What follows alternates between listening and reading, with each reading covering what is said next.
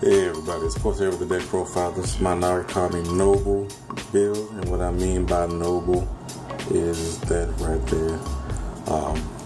Anyway, this is the Grade 3 Searcher. The Grade 3 Searcher is very important because it searches out, obviously, Grade 3s that you will need because the Grade 3s I run are their effects are specific to having copies of them on rear circle, and very necessary for getting again nobles to the field for the stride effects. So that's a very good card to have. If you want to run more, then that's fine, but one is good.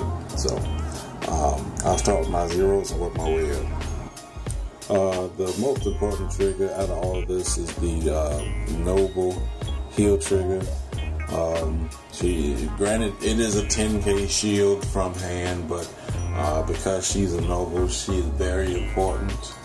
So, if you do get her, please, try your best to hold on to it. But if it's a do or die situation, then you have to guard. That's just what it is. And the rest is just 6 draws, 6 crit. The 6 draws to help get 3s to my hand, PGGs to my hand. Anything, pretty much to help me stride as early as possible. Nothing special about these. They're not nobles. They're, if anything, mostly brawler stuff. So I did dismantle my brawler, my Narukami brawler deck temporarily just to see how this runs, and I do like the noble aspect of it, but it's just for a fun deck. Anyway, grade 1s. I only have one peaker, and I would definitely run at least 3 or 4 in the place of, I'll show a different grade 1. But this pretty much helps out those 10k Vanguard attacks and makes them very defendable. If you have like at least 2, then they go up to being a 12k Vanguard, so 9ks can't, do anything if they're not a 12k attacker. 10ks can't do anything. Now if you got 3 in the back, then you're hitting, you're defending as if you were a cross ride number. So 12ks can't hit. Easily defendable if you have more of these. I would definitely say that, at least 3 would be a good viable number. 4 PGG for damage unflipping. That's pretty much what it is, because this deck can counterblast a lot with the grade 2s and 3s. So I would definitely switch out this for Peaker. And I only have 1, or put it in it, that 1 for a Rising Phoenix to, draw. But, for that, just in case moment I need to start attacking, this is an 11k attacker, Vanguard specific, so, you gotta leave rear guards alone, unfortunately. But, anyway, and then 4 Mighty Bolt Dragoon for stride purposes, so I don't have to keep pitching my grade 3s that I will need. So, and then I do not run the Vanquisher in this, so it's just for stride. So, grade 2s, running 4 Chatura, mainly for poking at my opponent with an 11k in attack, possibility of hitting and getting a draw and binding something from their drop zone. So there goes that Legion that they could have had, but then they got to focus on dropping more from hand to Legion, and that could cost them later down the road. Then again, you never know how the cards may go. But yeah, rear guard specific and Vanguard attacking specific. So so they'll be constantly blocking this guy just so you don't get an extra draw anywhere. If you decide that you want to run stand triggers, that is also a good viable thing to do, because there is a stand trigger that gets draws and unflips damage. So yeah, then I run 4 Voltage Horn Dragon for the boosting and retire bind effect. They have to choose whenever I boost and attack the Vanguard. If they only have one thing, then that's what they have, is one thing. Very situational if you want to use its effect. Because it's counterblast heavy, as you saw with Chatura and this. But to help mitigate that outside of the PGG is Garuda, the damage unflipper, when he hits Vanguard. So definitely running 4 of those for that, just in case I need my damage unflipped and I don't have a PGG in the drop zone. My heal triggers aren't coming, so it's like but yeah, 4 of those. So 12 grade 2s and my grade 3s. I'm running 4 Rudra or Hudra, or however you want to say it. Basically with these, them being 10k bodies is why you want to run more peakers. So again, you want to have have good defendable numbers.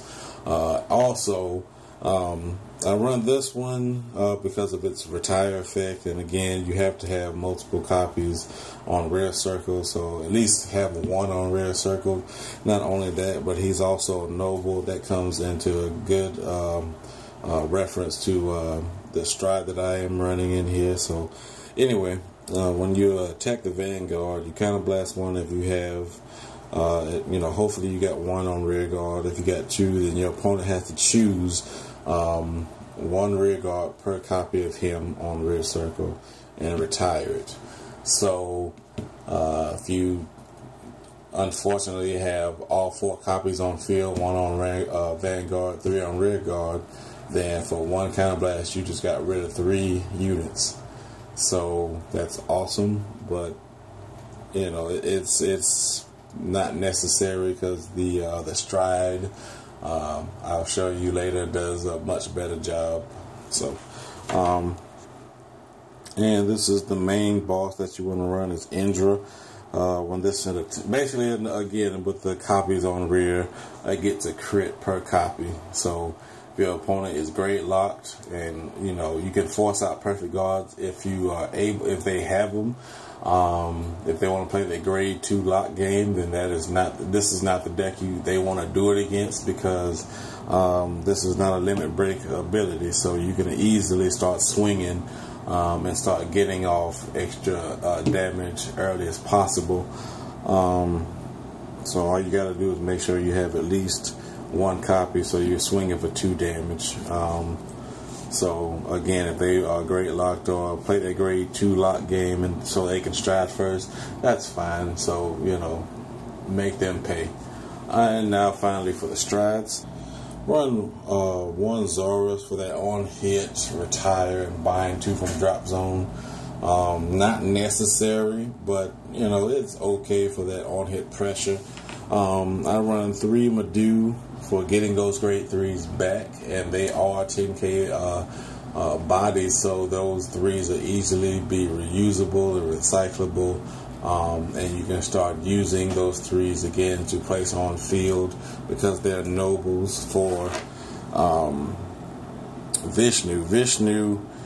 This card, hold on, there we go.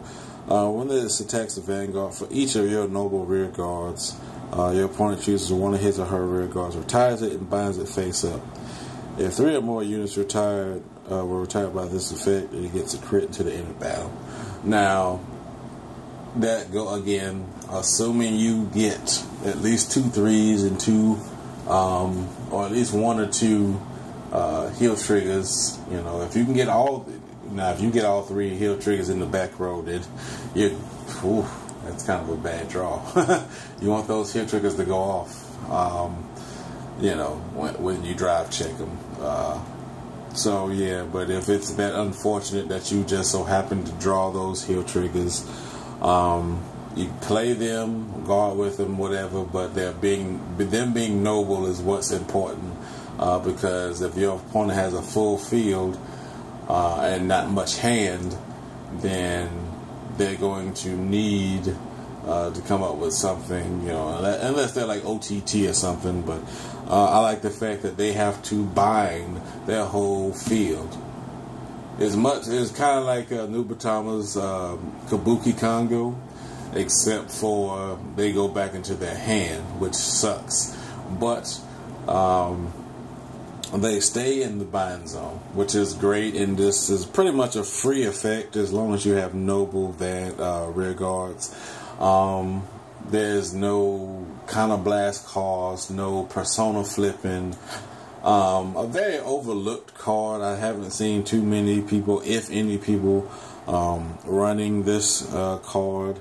So if I were to change anything about this strat, I would definitely get a fourth of Madu, so I can start getting those threes back into my hand from my drop zone, and again reusing them for Vishnu's effect or for their own effects. If I don't feel like striding, if I feel like killing their field, or adding some extra damage and pushing out PGs, So anyway, hope everyone liked this deck profile. Like, comment, and subscribe. Any questions, comments, leave them in the comment section, and I'll get back to you as soon as possible.